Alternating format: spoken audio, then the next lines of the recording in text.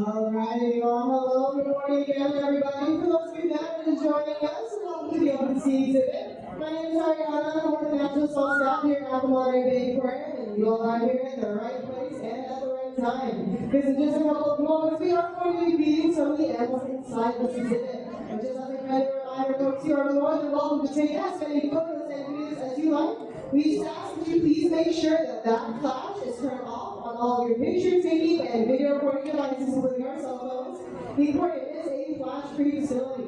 This is both for the safety and comfort of our animals, but also your photos and videos will turn out much better without that reflection off of the acrylic windows. And I'm sure your fellow guests will definitely thank you for it as well. But I just got back from checking in with my friends behind the scenes, and I'm putting the items all of this for our animals this morning, and I think our animals do know what's about to happen. See the action, pick it up a little bit. But while we're waiting for everyone to see this position, I'd love to introduce you to the largest exhibit here at the Monterey Bay Aquarium on Open Sea. Now, this exhibit before you holds 1.2 million gallons of water, and that is more water than all of the other exhibits at the aquarium combined. And put things in perspective, you have a spare 40 more surplus to lie around here for each and every one of them easily inside this exhibit. So they have got my point across on just how big this exhibit is, but as you look inside the exhibit, you might notice there is not much in there besides the animals. There's no kelp, no rocks, no coral. Because if you're out in the open sea, you are miles offshore, far removed from any coastline. So when you're out in the open sea, it is nothing but you and wide open water. But each and every one of the animals inside this exhibit are specially adapted for this type of ecosystem and habitat. But if you are curious about what this exhibit looks like from the top, I can show you. If you look to the monitors on either side of the exhibit windows, I can show you what the top part of our exhibit looks like. And it pretty much looks like one large swimming pool. But upstairs, there is a kitchen where our animal care team prepares the meals for our animals every single morning. There's also a catwalk that they can raise and lower to allow them to access the middle of the exhibit to do feedings. Now, as much as I want to take each and every one of you up there to see a live in person, there are quite a few of us this morning. We have a hard time fitting up there. But don't worry, guys, have the next best thing. Setting my upstairs is one of my computers and co-workers, Amanda, and she's heading out with our animal care team, and she's going to be giving us an intro on what's going to be happening for this morning's feeding. So why don't we go ahead and check in with her. And there she is. Good morning, Amanda. Good morning, Ari. Can you hear me okay down there? Everybody look to Amanda and say hi, you can hear her. Yeah, so I'm being completely honest, that wave that high was actually just for me, because funny enough, Amanda can't actually see it very well, but don't worry, it is the thought that counts, right, Amanda? That's right. I can feel everyone's excitement coming up through the floor. Awesome. Now, this is like our friends in animal care are getting into position behind you on that catwalk, but before we get things started, would you here to tell us what's happening today? I know I was chatting with you a little earlier, and I know we got a lot of mouths to feed. That's right, Ari. This morning we have a couple different rounds to today's feed. We're going to be doing a couple different broadcast feeds. What that means is a broadcast feed is where we put food into the exhibit. Whoever's hungry can come over and get some breakfast. We're going to be starting with a broadcast feed intended for our larger, faster fish. They're going to be getting a couple different kinds of food. You can see Renee hanging on the catwalk getting ready for that. They're going to be throwing out some chopped up bait fish, usually it's sardines, as well as some squid.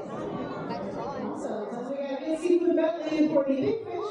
The big fish that we are feeding another set of fish after, so we're going to be feeding after the big fish. That's right. So after the big fish are nice and full, we'll be moving on to a broadcast feed for our roughly 10,000 or so sardines in here. But they're going to be getting a couple different food items, including some krill, which is a small shrimp-like animal, and some cuttlefish, which is basically like pickle for fish. Awesome. And as you mentioned, sardines, they're actually really bold this morning. They're hanging out right in front of us at the main window. So hopefully they'll head down to the water because we're only feeding big fish, so we don't get into the traffic jam up here. Alright, well, something we got pretty jam-packed feeding happening this morning, but before I let you go and take things from here, will you be joining us down here after the meetings, answering any questions from the lovely folks on this side of the window? Yes, absolutely. I'll be down at the end of the meeting, but if you're all ready down there, we can get things started out here. Alright, well, let's go ahead and let our friends down and put it over. We're ready to get this meeting started. Alright, well, thank you so much, man. I'll go ahead and have a few things from here, but don't worry, folks.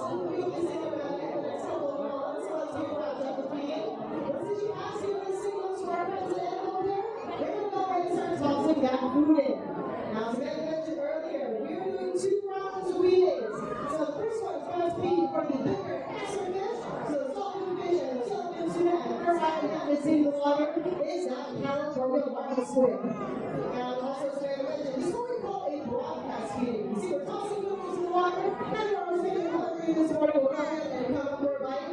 Now, as the action is picking up folks, I see a lot of those cameras come out, just as a quick reminder, we do have to make sure that all those flashes are turned off for the CTL of our animals, but also that way your fellow guests get a lovely viewing experience as well. Introduce you to the two fish that are participating in this half of the field. So start off with the ones that are shaped like a football. It is Sunday, so let's go ahead and talk about those football-shaped fish. So those are our yellowfin tuna. And my favorite thing about those fish is their speed. These fish are fast. They can reach speeds anywhere from 30 to 40 miles an hour in the water. And the way they're able to do that, they can actually tuck in their fins. So as you see our tunas zipping through the water, like that one right there, I don't know if you saw, but we're going to tuck in those side fins to make it more hydrodynamic so you can zip through the water like a bullet. But the other fish that is participating in this half of the feeding is going to be our dolphin fish. So those are the much longer ones with the square-shaped heads and boomerang-shaped tails. And my favorite thing about those fish is actually the fact that they can change colors. Yeah, so dolphin fish can change colors, especially when they get excited during feeding time. So keep an eye on those dolphin fish. If you see any of them go from deep water blue to green and even yellow, that is not a trick of light. That's actually their ability to change colors.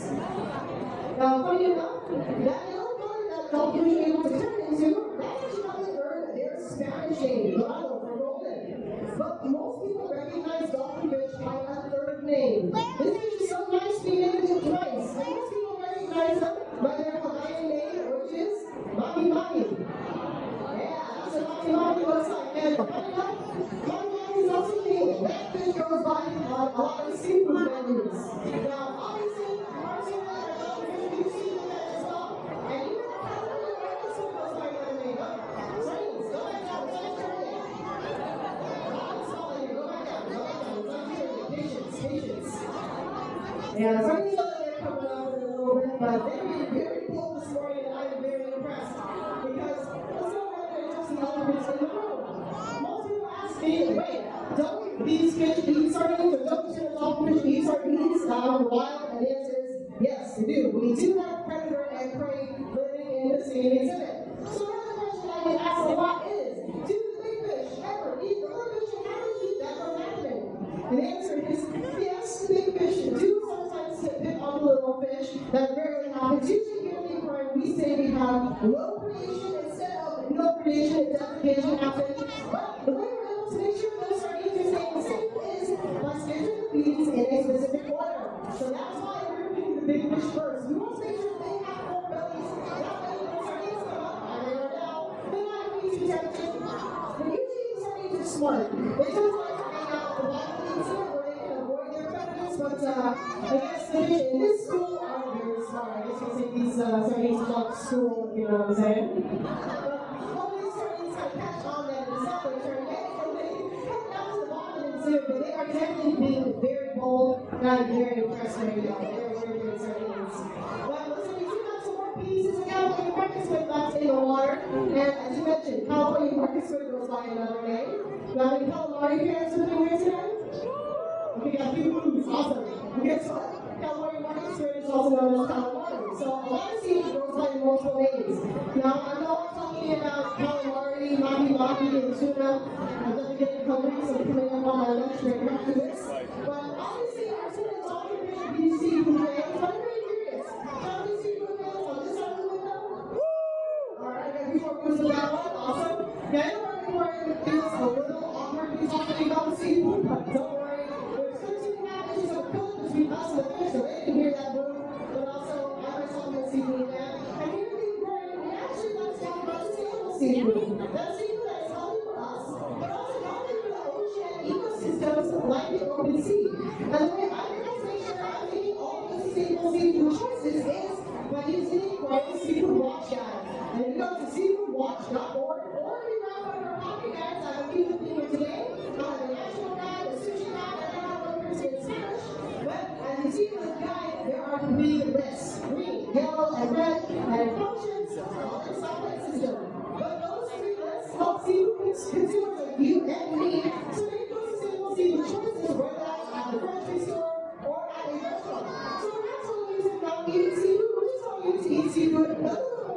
responsibly. So I always recommend using these guys as a great tool to have on hand and it fits conveniently in your pocket or your wallet. But what's cool about all the food we're giving our animals here in the aquarium, it is all sustainably sourced and some of it, like that apple in your market swing, is also restaurant quality. So if you look at any of the restaurants here, safe to say you're eating the same quality squid as our tuna and our dolphin fish. But it does look like the food has yet changed to those chopped up baked dishes that I mentioned. And ooh, look at that myself real quick. Because you can see one of our dolphin fish went ahead and flashed a little bit of green there, but also let's look at one of our collection stingrays doing some lovely backflips. And some of you all might be wondering why they're doing that. And that's actually new feeding style, because when you look at our stingrays, you can see their eyes on the top part of their bodies, but their mouths are on the underside. So you can see this little magic surface there. They're actually using the surface of the water to help guide the food towards their mouth. But if you want to know that looks like up close, we're going to go to those monitors again. I'm going to show you what a stingray can looks like.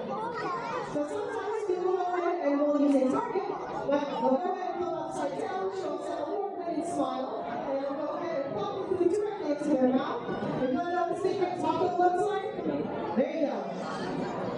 But you know, we use a control this guiding your food towards their mouth. I'll take a moment to get out the surface to be a little easy right now. There we go. But that's one of my favorite things about our pleasure is how they eat. Because not only is it really cool to watch, but also you get a little bit of stingray acrobatics. I like to call it Cirque du Soleil for those of you who really appreciate the good audio fun. But it doesn't like the word has now changed to the fish parts for our sardines. So sardines, it is not in terms of me, they're going to come on up. But they're already hanging out. But those fish parts are pretty similar to the fish that you might make your own aquarium. Packed full of vitamins and nutrients, keep all 10,000 of those hungry mouths nice and healthy. But the way the sardines eat is a little different than the tuna, the dolphin fish, and the legs. So sardines are actually known as filter feeders. And that's actually thanks to a special apparatus in the back of their throat called gill rakers. I like to compare it to a plastic strainer in the back of their throat. That way they're able to serve that hot food with their mouths wide open while staying in that tightly packed school. That is the other way we help make sure that our sardines are staying safe inside this exhibit. We encourage that schooling behavior because there's safety in numbers as a sardine. Because unlike the sardines are filter feeders again, those dolphin fish and those elephant tuna are visual predators, which means they've got to single out one fish at that school of 10,000 in order to catch it. So if you need that easy, let's play the game. Alright, pretend you are a elephant tuna or dolphin fish, you are a sardine for breakfast. Just one. So feel free to pick up your favorite sardine and follow it for 5 seconds. Ready? Set. Go. 5, 4, 3, 2, 1. Okay, who's still following your sardine? Raise your hand. Okay, those of you that raise your hands, look at me. Now point to your sardine. Yeah, see, it's not easy, but nothing just absolutely comes in handy. Because remember, out in the open sea, there's nothing to hide behind. No kelp, no rocks, no coral, nothing camouflage shrimp. So your sardine, the best thing you have to hide behind is your neighbor, and it really helps when you have around 9,999 of your best friends right behind. And then we are starting the school year, so all kiddos with me today, when you pray, stay in school. There is a reason for that. If you're out of school and go road, like that sardine right there, well, you might just get eaten by a tuna or a dolphin fish. Again, I'm just kidding. But there's around 10 to 15,000 hungry mouths. Well, I feel the exact number. There's exactly 13,239 sardines in that school. And how do I know there's that many? Well, you know, college intern comes in at 6 a.m. so I'm each and every one of them. I'm just kidding. We only have 2 interns, it costs me time and a half. Yeah, I'm just kidding. We were not doing that 22 times. I had 10 little while yesterday. But we have around 10,000 of them inside this exhibit. But it doesn't look like they have wrapped up and eaten up the last few morsels of food. So if these are to start, they're going to go ahead and protrude the safety back to the bottom of the exhibit. And I'm going to go ahead and I'm going to hop on microphone. But once again, folks, my name is Ariana. If you have questions, feel free to come up and we'll have to chat.